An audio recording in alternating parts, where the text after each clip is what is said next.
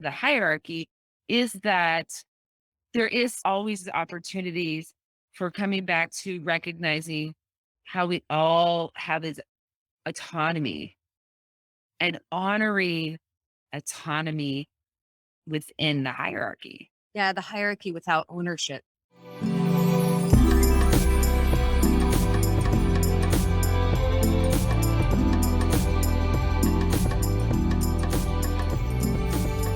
Hey, welcome everyone. Welcome back to Queer Relationships, Queer Joy. Just had some amazing weekends and so much queer joy and connection. It's been amazing. Should probably introduce ourselves. To our introduction. Well, I'm Keely C. Helmick. I am the owner of Connective Therapy Collective. I am a white, non-binary babe who is practicing solo poly, but I don't identify as solo poly. That was a very clear definition made these past couple weeks. And then also a, certified sex therapist on hiatus from seeing clients and really opening myself up to more emotional space for all the things, including this podcast. What And I'm Melissa DeSegurant. I am a licensed marriage and family therapist, also a licensed counselor at Connective Therapy Collective. I am bisexual, polyamorous, white, able bodied, gender expansive. I like that term recently. Right. and what we were talking about today, among other things, but the focus topic is how do we navigate hierarchy? And I think that bodily autonomy and joy and pleasure are so linked into that topic, as all things that we talk about in non-monogamy. Multi-Amory was using the word ethical hierarchy. So I thought that was interesting, this idea of ethical hierarchy, especially, when we're talking about ethical non-monogamy.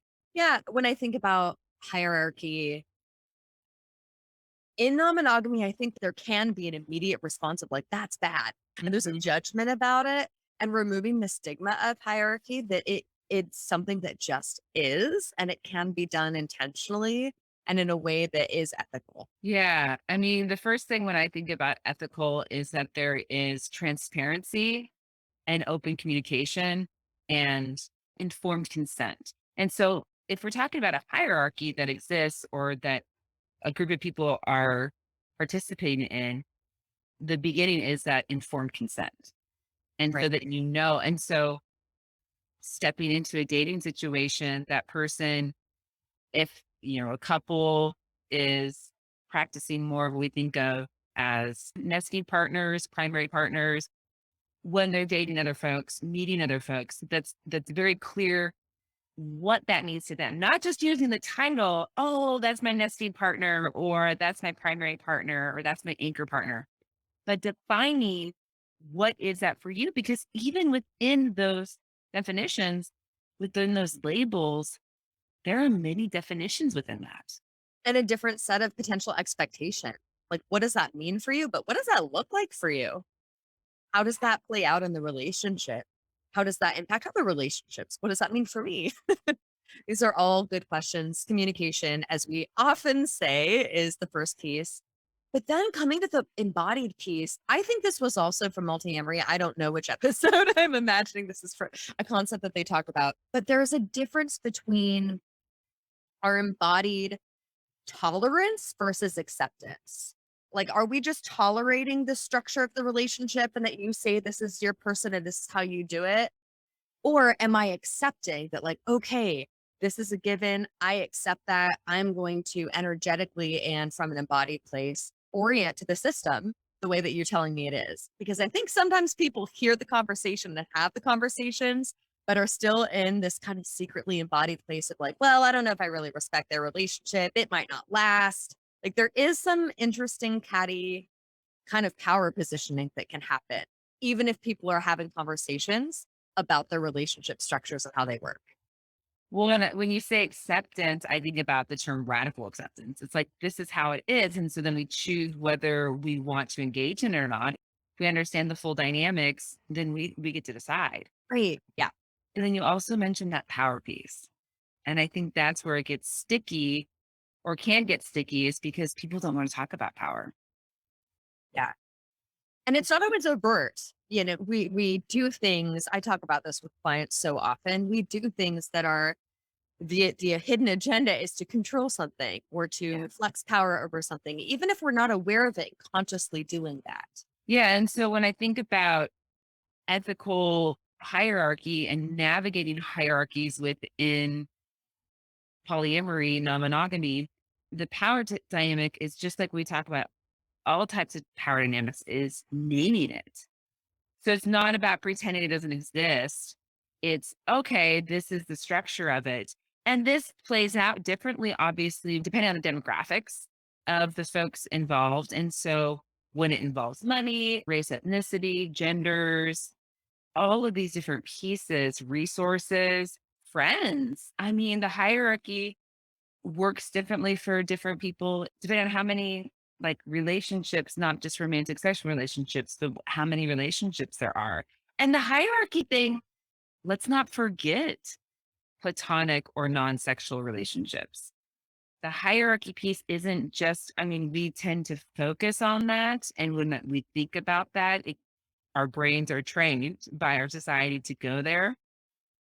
But the hierarchy exists in all dynamics, even in monogamy.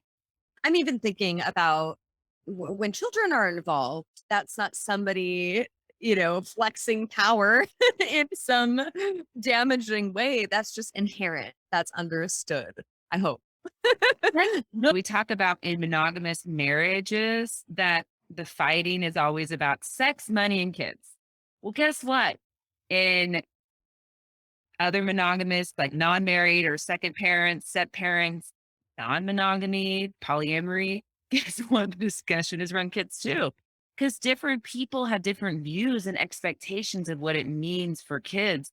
I mean, so many of my relationships have come down to this piece where people will be like, "Oh, well, you always prioritize your kids over me." I don't want to just be a part-time partner where the week that you have your kids, you pay attention to me less, but then the week that you don't have your kids.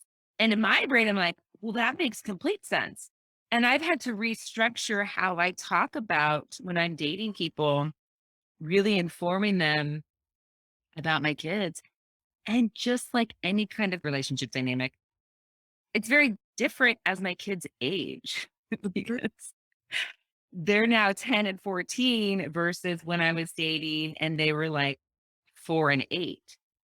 Very, very different responsibilities and expectations. And it's interesting. And I'll say that, for those folks out there who are listening who do have kids, but it makes a huge difference when people have had kids or not and their understanding of, or have a close relationship with other friends' kids or with nibblings. The understanding of the expectations without you having to like spell everything out. Or like the difference between people who are wanting more attention from me when I'm with my kids and the people that are like, oh, yeah, well, of course you have Yeah, kids. that's your time. So of course you're going to go do that thing with your kids. Yeah.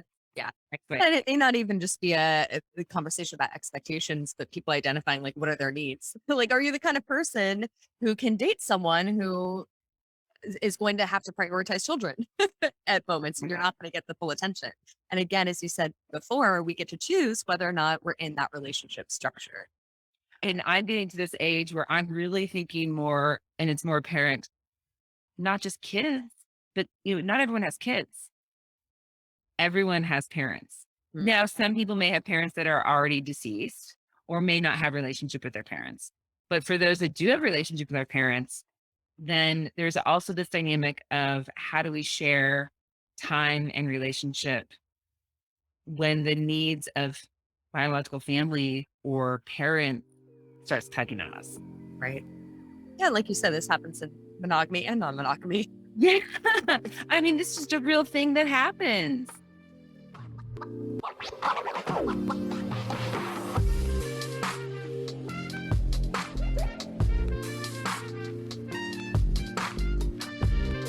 I like thinking about what's working about hierarchy and kind of flipping it, right? Yes, hierarchy and structure is very useful and helpful. That's why a lot of people are doing that in their relationship styles. It's funny. I'm on a different side of it right now. I don't have an anchor partnership. I have been in those. That's primarily, I think, my longer Yeah. term relationships. It's been that way, but I'm more on the side of, I suppose, still solo poly.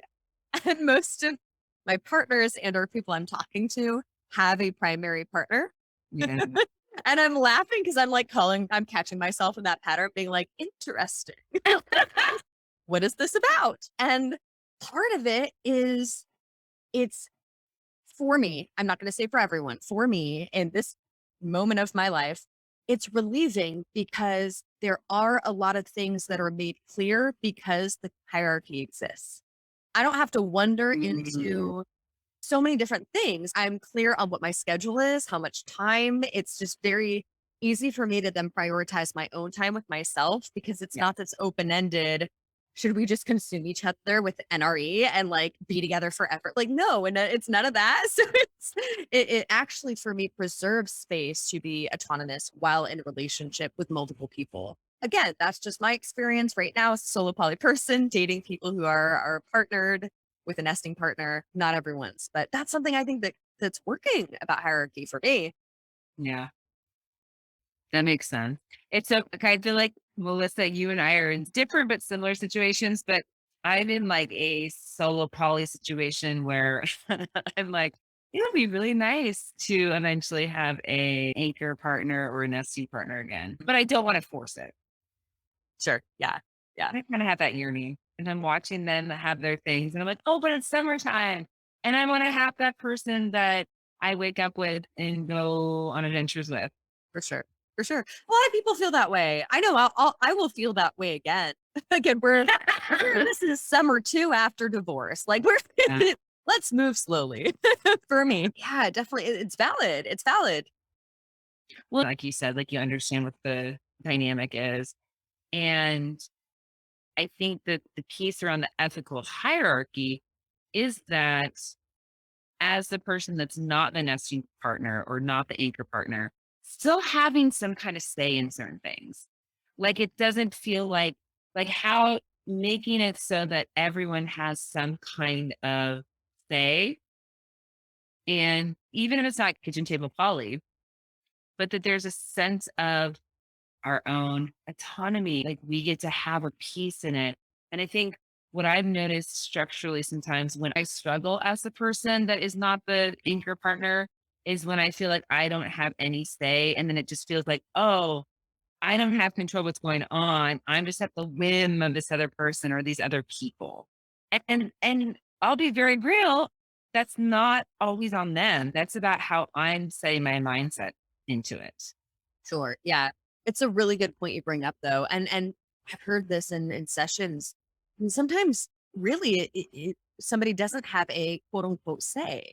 For example, if somebody if they're married and they get moved for business and they're as a unit going to move together, other partners' feelings about that might not weigh into the decision. I think what I would be promoting with the ethical hierarchy is that even if they don't get influence over the decision, they get considered as a human being with feelings, and those are taken into consideration. And that may look like the way that that news is delivered. That may look like a negotiation of a timeline or what would be meaningful to you to help with this transition. There's a slew of different things that could look like. It may not mean that like, oh, that means I'm not moving with my partner. Like, Yeah. right. So within the hierarchy, maybe there is a structure where it's like, no, actually, I do get to say, I don't want you to move across the country, perhaps. But even if that's not the case, we can still consider people as human beings who are equally involved in the relationship. Yeah. And that's where the pressure of that person who is in the dynamic managing the multiple relationships and how I think it's worth repeating what you said, Melissa, is it's paying attention and honoring everyone's emotions around it. Even if everyone doesn't have a say in the decision, but that there's space and the feelings get to have to be talked about and recognized. Yeah. Yeah. I mean, I have a situation right now where I don't know, I might have mentioned in a previous podcast, but that a person I've been hanging out with, casually dating for 8 months now, 7 or 8 months, like off and on. It was set up very casually, but they got this awesome opportunity. And I won't say what the awesome opportunity is because I don't want to disclose who they are, but it's a really awesome opportunity. And they're going to be moving to the Midwest. And oh, heck yeah, it's brought up a lot. Even as I say, like, oh yeah, we're casual, it still brings up things for me. And I'm not the anchor partner, and I'm not the primary partner. And their anchor partner is also staying in Portland. And it's interesting being on slightly on the outside, noticing this, watching how all this is going, and really sitting in it and going back to what you said very early on, which is, are you tolerating it or accepting it? And for me, like full acceptance of this person is going to go off and do this thing for themselves. And something that's really interesting that they said, because they've been practicing monogamy for about 3.5, 4 years. So they were mentioning how in a previous relationships, when they were monogamous, the way they phrase it, I would have been allowed and would have been allowed to have this opportunity for this 6-month contract to go do this really, really amazing, potentially career changing opportunity. Yeah. Eek. That's the toxic monogamy. Yeah. That's the monogamy version I wouldn't promote. And so I think when we're talking about hierarchy, and I kind of veered off a little bit, but want to go back to again the hierarchy is that there is still always opportunities for coming back to recognizing how we all have this autonomy and honoring autonomy within the hierarchy. And then having compersion or having just, oh, I'm watching my partner grow, or I'm watching this person who I'm in a relationship with grow. And this is where they're at this time. Yeah, the hierarchy without ownership. Yeah. I know there's this really good book out there and I haven't read it yet. So I don't want to talk about too much, but I do know that the the title of it is called Homecoming, and the concept of coming back to ourselves. And so even when we're talking about all these multiple relationships and talking about hierarchy, in these moments coming back to ourselves and honoring whatever's going on for the other people in our lives.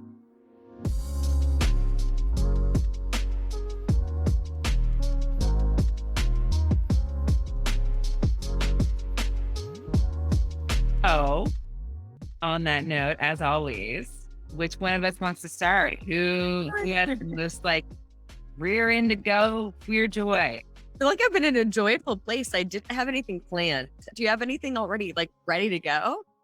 Yeah, I will say that I just got back from a trip. And so, I mean, the whole trip itself is just like pure joy. I really, really enjoyed hanging out with my kids. I don't want to downplay that. The really awesome piece, though, was meeting up with someone that I had met when I was at a conference in DC. And she happened to be in San Diego because she flies from DC to San Diego. And she does like surrogate work as far as like sex surrogacy and as far as like cuddling. There's a whole dynamic, which we should definitely have a episode about that. So fascinating in it, and definitely a piece of sex therapy, but in a different way that we don't do at CTC, but totally, totally support. And we got to meet up and have drinks next to the beach and talk about all the queer things and all the sex stuff and all the ways that her business that she's part of is expanding what sex therapy is, and expanding connection and expanding healing therapeutic processes. So yeah, sitting at the beach, talking to a queer person about all the things sex therapy in San Diego. Heck yeah, queer joy. At the park with queer joy. Like, I should have gone first. How do I follow that? Yeah, I was like alone all weekend.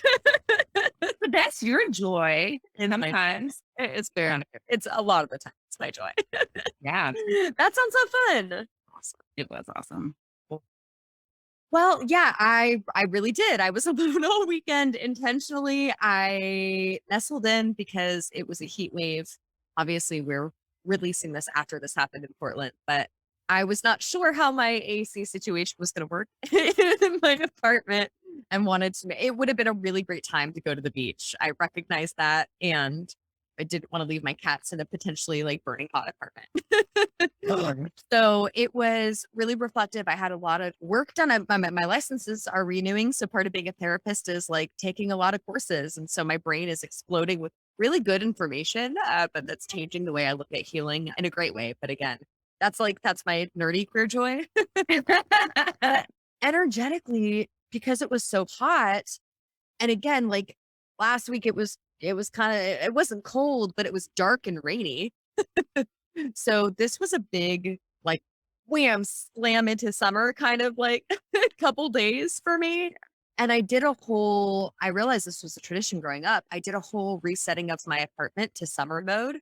And I didn't think about that, but my mother used to decorate our apartment for every season, not just for holidays, but it was a seasonal. And so even though I have a tiny little 420 square foot apartment, I reset it for summer with all my summer stuff and got all the winter stuff hidden away. And that also involved a lot of clearing of things I haven't gone through since like my move to Oregon from California. So like Wow. Yeah. releasing of clothing items that I realized had a lot of meaning to me that I didn't need to be carrying anymore because I don't actually wear them. Yeah.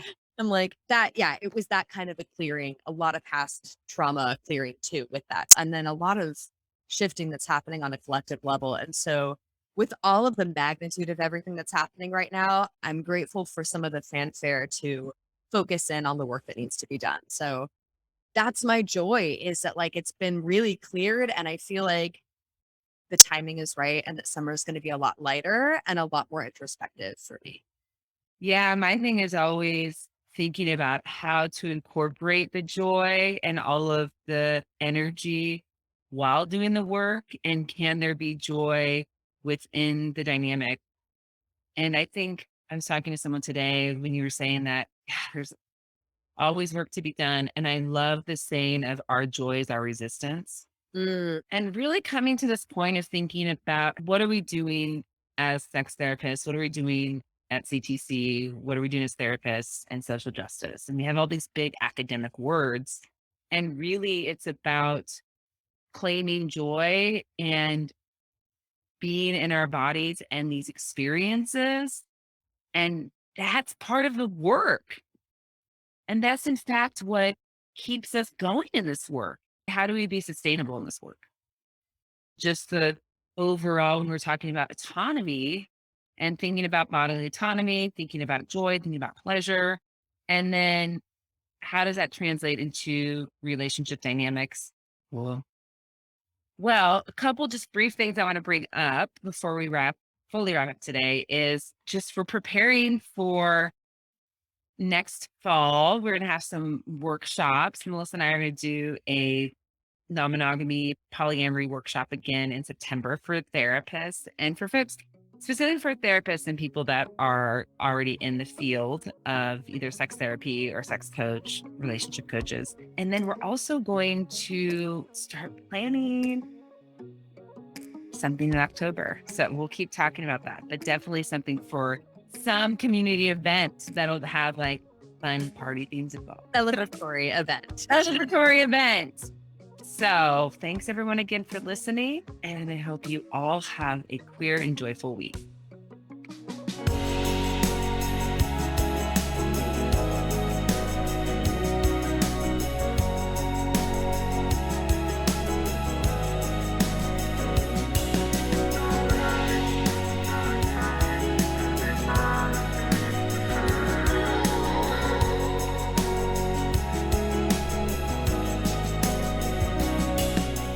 Thanks for listening to Queer Relationships, Queer Joy, a podcast by the Connective Therapy Collective, hosted by Keely C. Helmick and Melissa DeSeguran. I'm your producer, Cardinal Marking. Audio is edited by Mars Gasper. Intro music is by Bad Snacks. If this episode made you smile or think, tell us about it. If you hated it, tell us about that. Review us on iTunes or Spotify. or send us an email at info@connectivetherapycollective.com. For more queer joy, visit our website at www.connectivetherapycollective.com. Love ya. Bye.